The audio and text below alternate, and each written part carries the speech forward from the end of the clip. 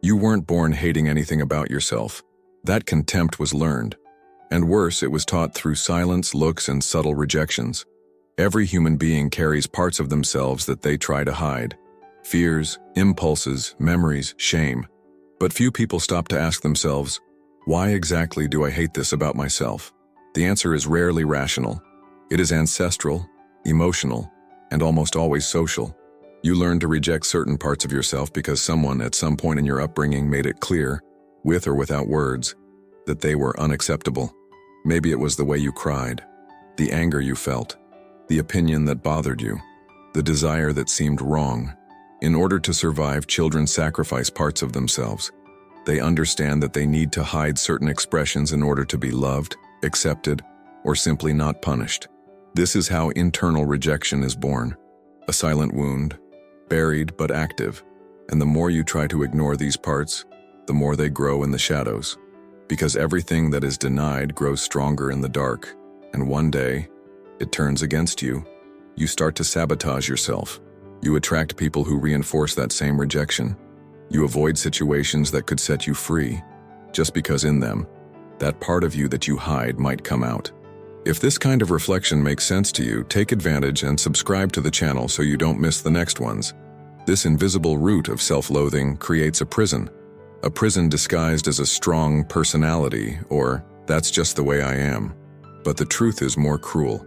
You are afraid of yourself, and that fear has a name. It has a face. It has a story that has never been told and that began in childhood. Childhood is where we learn that parts of ourselves are not worthy of love. You didn't need to hear "that's wrong" to start hating parts of yourself.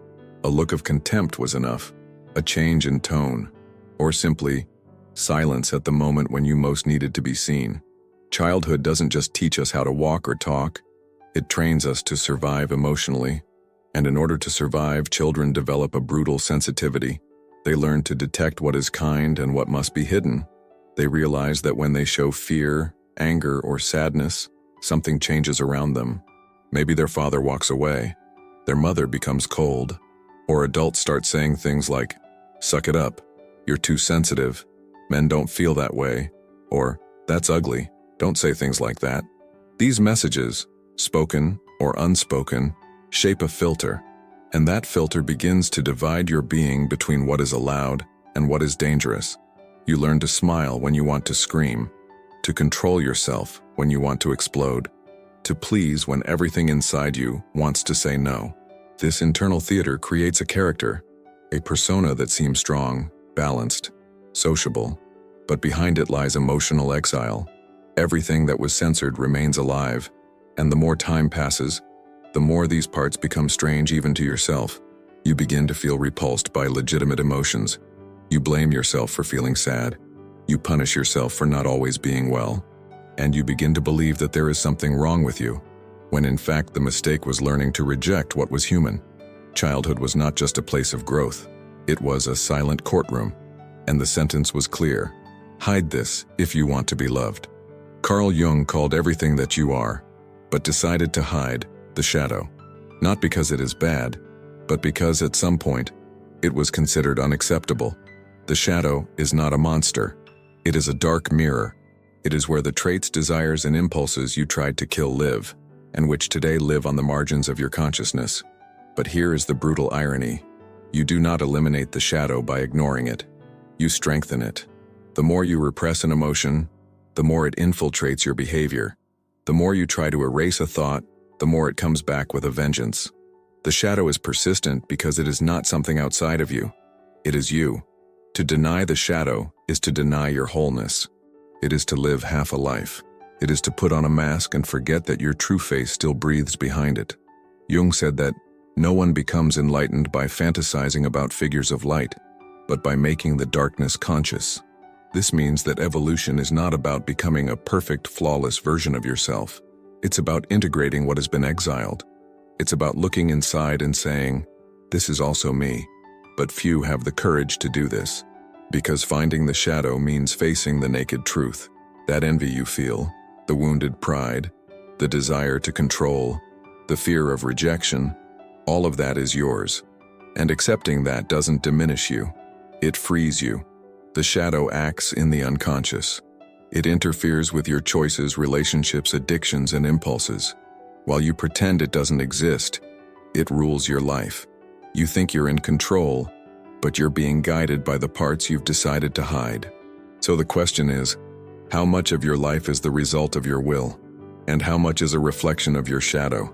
Have you ever noticed that sometimes you're the one who ruins everything?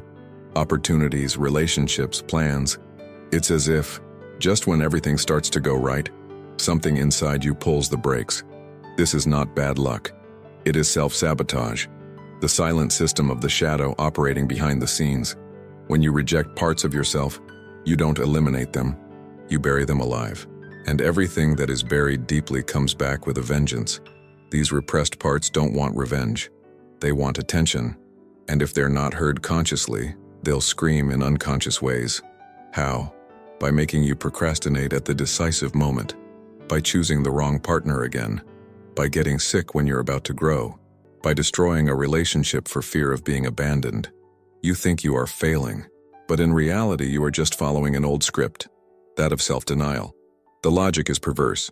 If you have learned that you do not deserve love for who you are, then when something good comes along, your mind says, "This is not for me," and then you sabotage it, because deep down you still believe that you only deserve what reinforces your rejected self-image.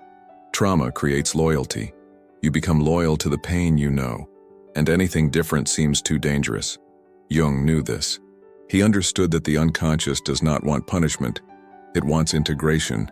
As long as the shadow is denied, it will try to be seen in the only way it knows how, by creating chaos. So the real question isn't, why do you sabotage yourself? But what part of you is trying to be heard behind this? Self-sabotage isn't stupidity, it's language. There is a dangerous distance between who you are and who you need to appear to be. That distance has a name: persona. Jung defined persona as the social mask we wear to adapt to the world. It is not false, but it is incomplete. It is the domesticated version of ourselves, created to please, protect, and gain acceptance. You have developed a persona to survive in certain environments. In your family, at school, in relationships, at work. It is made up of strategic choices, being the strong one, the smart one, the funny one, the reliable one, or even the rebel. But while the persona gives you external acceptance, it takes an internal toll. You start to forget who you are without it. Your real identity, with your desires, limits, feelings, and contradictions, is silenced in the name of image. And the more you perform, the more you disconnect. Deep down, you know there is a real you trying to emerge from behind that mask, but it has been labeled dangerous, shameful, or weak. So you keep it locked away and pretend that the performance is all there is. But the soul cannot tolerate lies for long. It starts to show signs: anxiety, emptiness, confusion, chronic fatigue. It's your system telling you, this image is no longer sustaining you. The real crisis is not one of identity, it's one of disidentification. You forgot who you were before you learned to look like someone else. And here's the dilemma. Are you going to continue being the image that pleases others? Or will you take the risk of relearning who you are? You were taught that loving certain parts of yourself is a sign of weakness. But no one told you that true strength lies precisely there, in the act of looking at what you fear most and not turning away. Loving your shadow is not justifying everything. It is not sweeping things under the rug. It is recognizing that what you despise in yourself is actually an unfulfilled request for love. Rejection creates division. Love creates reintegration. Every part of you that you hide carries a psychological function. Anger, when integrated, becomes protection. Fear into wisdom. Pride into dignity. But as long as these forces are treated as enemies, they will turn against you. Healing begins with a radical gesture. Stop fighting your own existence. Look inside and say, you have a place here. I no longer need to exclude you to feel worthy. This is true self-love, not the kind of love that is shouted on social media, but the kind that is practiced in the silence of consciousness. Loving the shadow is a strategic decision, because when you do this, you regain power over yourself. You stop depending on the approval of others to feel whole. It is not a comfortable process, but it is liberating. And pay attention. Loving your shadow doesn't mean giving free rein to all your impulses, it means knowing them. taking responsibility for them, and using them consciously, not reactively. The pain of the shadow is always an invitation, not to sink into it, but to heal it through the light of attention. Jung said that what you need most will be found in the place you least want to look. The shadow does not want to be expelled. It wants to be understood. You think you fear failure, but often your deepest fear is success. Not external success, but internal success. The success of being everything you truly are, without censorship. There is a type of fear that few recognize. The fear of accessing your own power. Because that power is hidden exactly where you least like to look. In the parts you have rejected, in the desires you have hidden, in the anger you have swallowed, in the will you have stifled. All of this is compressed vital energy. When repressed, it turns into pain. But when accessed, it becomes creative force, presence, and magnetism. But that takes courage. Courage to face the truth that you are not small. You have just learned to hide. Carl Jung warned, "Those who look outside dream. Those who look inside awaken." What you hate most about yourself may be the source of your greatest potential. But accessing that power requires something that most people avoid: responsibility. Because when you access this repressed side and integrate it, there are no more excuses. You can no longer blame the past, others, or the system. You become solely responsible for yourself. This is where many people get stuck, because it is more comfortable to live as a victim than as a protagonist. You are afraid of what you might become, because deep down you know that by accessing this power, you will have to let die the weak and limited version you use to protect yourself.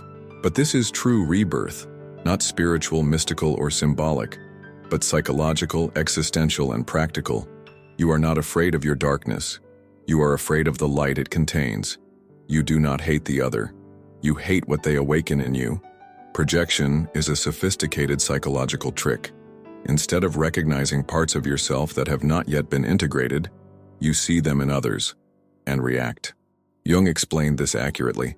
Everything that is unconscious in you will be projected as fate, or as irritation, repulsion, judgment. That person who irritates you deeply, they may be reflecting something about you that you don't want to face, an unfulfilled desire, an attitude you repress, an emotion you consider wrong. Constant judgment of others is often a symptom of internal rejection. Projection turns the world into a mirror, and the more distorted you are inside, the more distorted everything seems on the outside. That's why people live in invisible wars. They think they are reacting to the behavior of others, but in reality, they are fighting their own shadow, projected onto the face of another. And here's the trap. As long as you project, you remain blind. You think you are morally right when you are only defending yourself. But there is a brutal detail. You also project admiration. What you idolize in others may be your own potential that you have not yet had the courage to express. Projection both reveals your wounds and your hidden gifts. Looking at this requires maturity and humility, because you will need to recognize that the problem is not always the other person. Perhaps it never was. When you stop projecting, you begin to integrate, and the outside world ceases to be a battlefield and becomes a laboratory of consciousness. Integrating the shadow is not saying yes to everything you feel. It is saying, this exists, and now I am taking control. There is a common confusion when it comes to self-knowledge. The idea that accepting everything about yourself is the same as approving every impulse, desire, or attitude. This is naive and dangerous. Integration is not permissiveness, it is awareness. It is knowing that you are angry, and not allowing that anger to control your actions. It's recognizing your envy, and using it as a sign of repressed desire, not as social poison. It's looking at your impulses, and understanding what they're trying to show you, without necessarily following them. The integrated shadow becomes an ally. But to do that, it needs to be faced with firmness, not passivity. You don't become whole by surrendering to chaos. You become whole when you accept chaos, and decide what to do with it. This requires emotional discipline, internal clarity, and a deep commitment to your own truth. Carl Jung made this clear. Integrating the shadow is a moral process, not in the sense of becoming good, but in the sense of becoming conscious. You stop acting on autopilot, you stop reacting, and you start choosing. You can feel everything, but you don't have to be dominated by anything. That's the difference between being free and being a slave to yourself. The shadow doesn't want to destroy you. It wants to be heard, understood, guided. Denying it is running away. Accepting it without filtering is losing yourself. Integrating it is leading. Now that you know the shadow, what are you going to do with it? Freedom is not doing whatever you want. It is being who you are, whole, without masks or self-deception.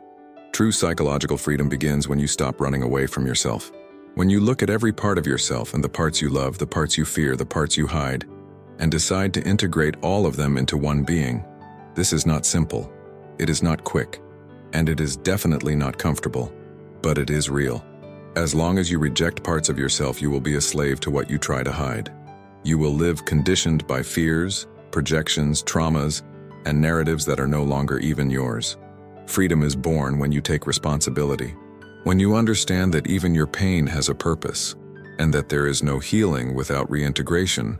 You didn't come here to be perfect. You came here to be whole, with all the contradictions, tensions, and possibilities that this entails. The part of yourself that you hate the most may be the most wounded, and for that very reason, it is the part that needs to be loved the most, not out of indulgence, but out of awareness. Jung showed that the soul wants wholeness, not light without shadow, not good without evil, but the living tension between all the opposites that make you, you. The world doesn't need more people trying to look good, it needs people willing to be real. And that starts when you decide to look at your inner hell and not run away. Do you want freedom? Then start with what you want to avoid the most, because it is exactly there, in that blind spot, that the gateway to transformation lies. Now the final question is, what part of you is still waiting to be looked at with love before it comes back as chaos? If this content made sense to you, like the video, and leave your thoughts in the comments about what you have learned by looking at your shadow.